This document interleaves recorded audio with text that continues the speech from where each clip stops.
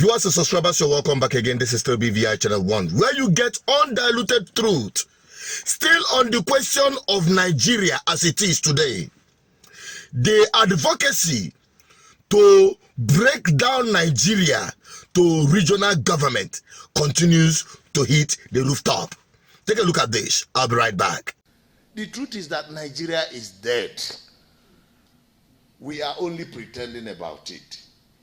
Good enough, Tinubu before now was one of the strong advocates of restructuring. But what does restructuring mean? It simply means reduction of the powers at the center. If you don't reduce the powers at the center and send it a little bit to the regions for them to manage, you're wasting time with restructuring.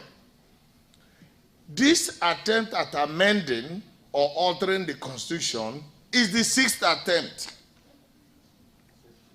When we were in the House of Reps, we didn't have the privilege of doing one. I was in 2.3 to 2.7 set.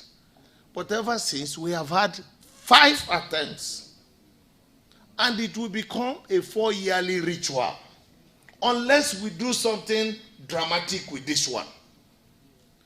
There is this impression that is being created as if there are states that are not rich. Every state in Nigeria is rich. Mention the state and I'll tell you how rich they are. There is this assumption that we must all depend on oil.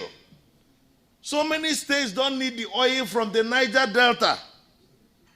There are states that don't have oil, but they have so much gas. And they are not even tapping into their gas. Several others have different minerals in their area. It is high time we let every state know that they are rich. Even there are people who are more brilliant than the others. They don't even need any mineral. They will still survive. So every state in Nigeria is rich. I will share a little experience I had with Fashola when he was governor. We went to him. We had a meeting.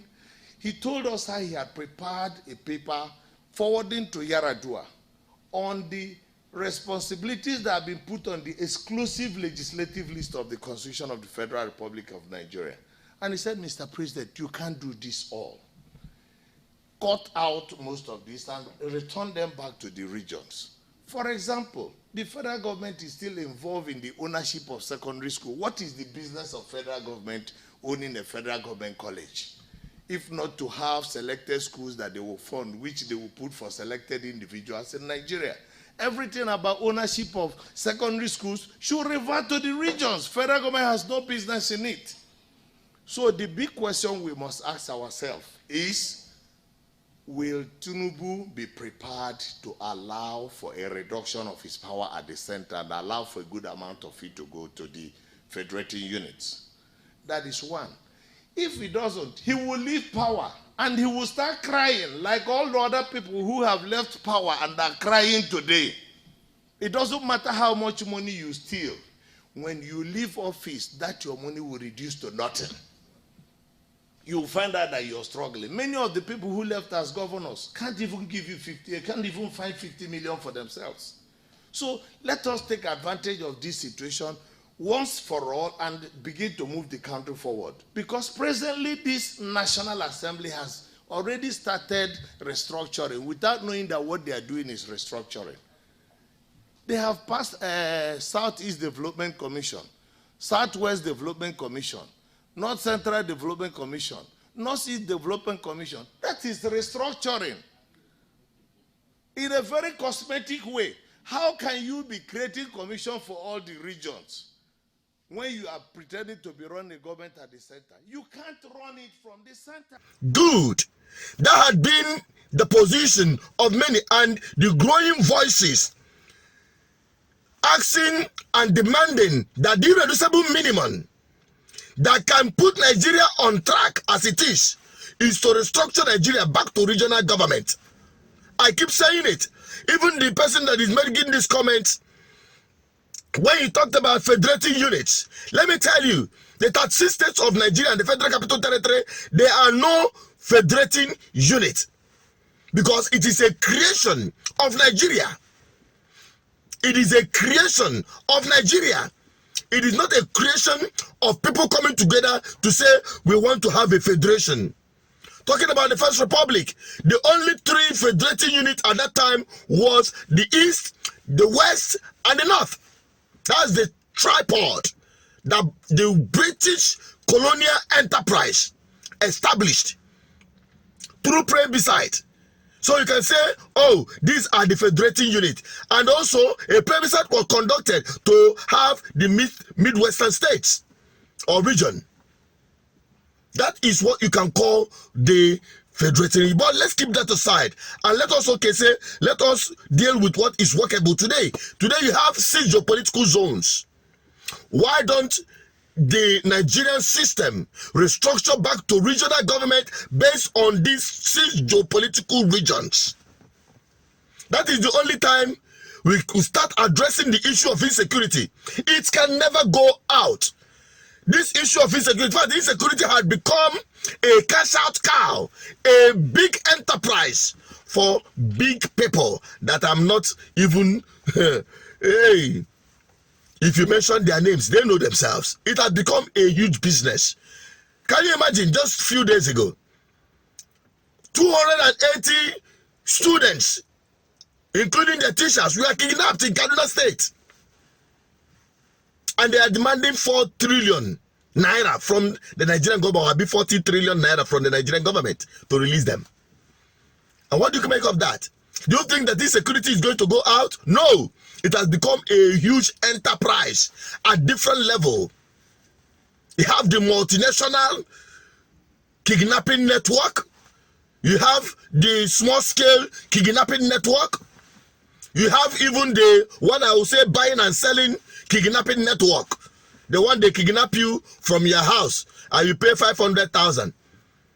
They will use torch and the knife and come and bagoo you from your area.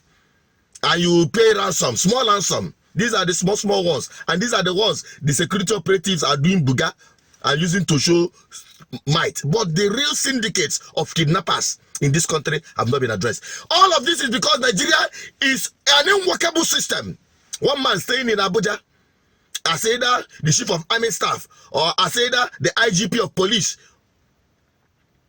IG of police or whatever you call it, and the rest of them. You sit down in Abuja as a president to oversee the entire country. Nigeria, as it is, it will never work. We're no longer talking about the economy that has completely collapsed. Whereas everybody is going to Abuja and hoping for monthly allocation. Why don't we stop deceiving ourselves in this country and understand that it's not working and it can never work?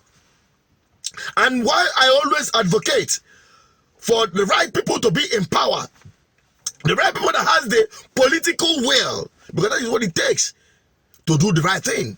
Tinubu will never do the right thing because both Tinubu and his cohort, the bandwagon he's traveling with, in collaboration with their Western powers, whom they have made themselves stooges to, they are benefiting so much from the chaos and unworkable system as established by the British colonial contraption we call Nigeria today. And that is the truth. So until we return back to regional government, forget it. Nothing will ever work in this country.